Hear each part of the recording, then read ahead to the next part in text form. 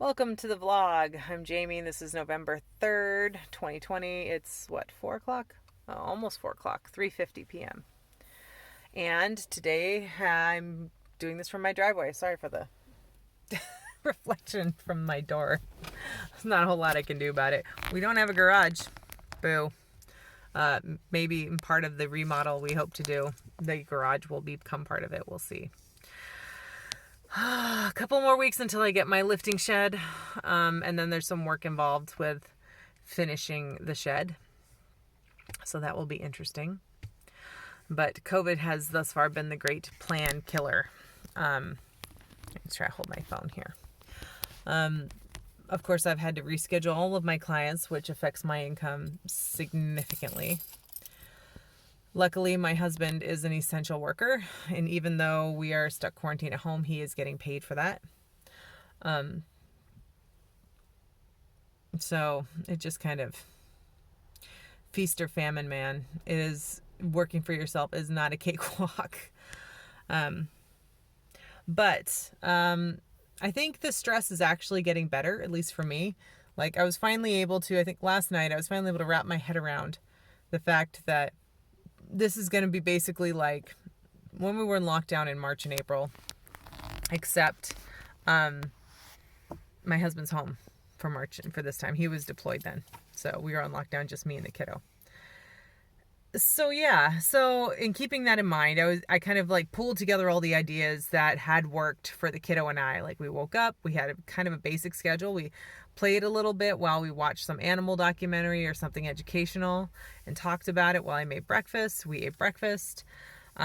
She'd go play a little more. We'd possibly run an errand, possibly, I don't know, get some hot chocolate from a drive-thru or something like that just to get out of the house.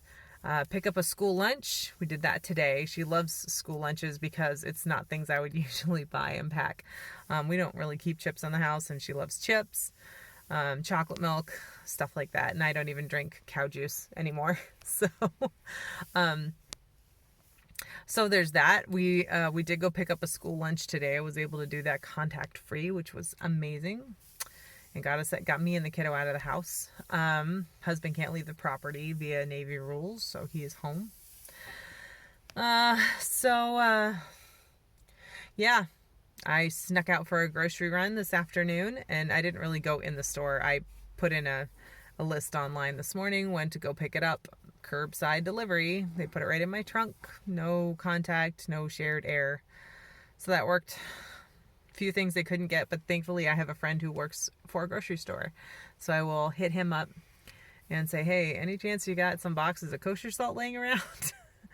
And or whatever else we decide we need. And he usually comes through, and he works night shift stocking, so he's able to drop it off at my door at the morning, and then I just PayPal him whatever I owe him, plus a little for the trouble.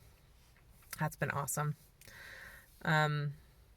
But yeah, so once I was able to wrap my head around kind of a basic schedule, that helped. It's really hard for me not to have anything on the calendar. We are talking about going to California over Christmas, which would be super exciting.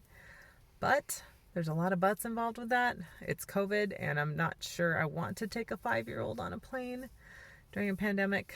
But she was really great about keeping her mask on and listening to us, and she understands germs and hand sanitizer and keeping her mask on and not putting things in her mouth, So she's a really great kid as far as that's concerned. I think it helps that she's seen some sick people in her life have it. And she kind of understands that it sucks to be sick. So we'll prevent it if we can. I was able to move her COVID testing appointment to Friday. Hopefully we won't have to go through with it because it's pretty uncomfortable for kids. It's uncomfortable for adults, let's be honest. They shove a swab up your nose. If you're watching this in the future and you don't know what the COVID test is, it goes all the way back to like tickle your sinuses in the back. It's not fun. But they've opted not to test the contact in our house if we all continue to be asymptomatic. So as long as we're asymptomatic for another 5 days-ish, we're good to go, at least as far as work and school is concerned. So, and her medical providers are concerned. So we had to postpone her speech therapy and her ENT to next week. But I think I talked about that yesterday. That was frustrating. Anyway, Putting together schedules helped me keep the stress down. Still struggling with something to look forward to on the calendar as far as a vacation, but I think we're going to do something here if we don't end up going to California. Maybe we'll go whale watching, or we'll find something to do. So couldn't be terrible to have Christmas at home either, honestly. Well, we'll see. I haven't seen my family in a really long time. It's been, my brother came up in August, and that was great. Or July. I think it was before I started this project, and that was really good. But I haven't seen my mom face to face in like over a year. So, but we'll see. We'll see how things go and see what happens. And I think we're all just getting a little desperate to get out a bit. So, California would be so much fun, but it would also be expensive, and it's also an added risk. So there's a lot of question marks involved with that. We've been doing pretty well. I'm actually pretty impressed. My husband has expressed that he's been frustrated because COVID changed plans, and I don't blame him one bit. He had the idea when he left for his last deployment. COVID wasn't a thing, really, yet. It was kind of something maybe out there on the horizon in another country. And then the very next month, it became a very, very real thing for our family. And now it's a real thing for most people, I think, in the country. They finally understand what it's like. And that changed his plan. So when he came home, he was figuring he was going to swoop the kiddo up and go on daddy-daughter dates and take her to the hands-on kids museum in Olympia, which is fantastic. Go on hikes, maybe take her camping. And then COVID kind of shut all those down. So I think he sometimes feels like he's struggling to communicate with her, and she's 5. She's not, I mean, kids are cruel sometimes. She's not like I hate you cruel or something, but she'll snap at him a little bit. She growled at him for like a week. I had to talk to her about that, and she finally stopped growling and using words instead. And then he had to learn how to receive it when like he'd ask her about her day, and she'd go, "No, I don't want to talk about it."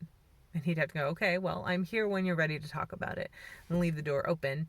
And then she knows she's not in trouble for expressing herself, which is equally as valuable. So, parenting during a pandemic, man.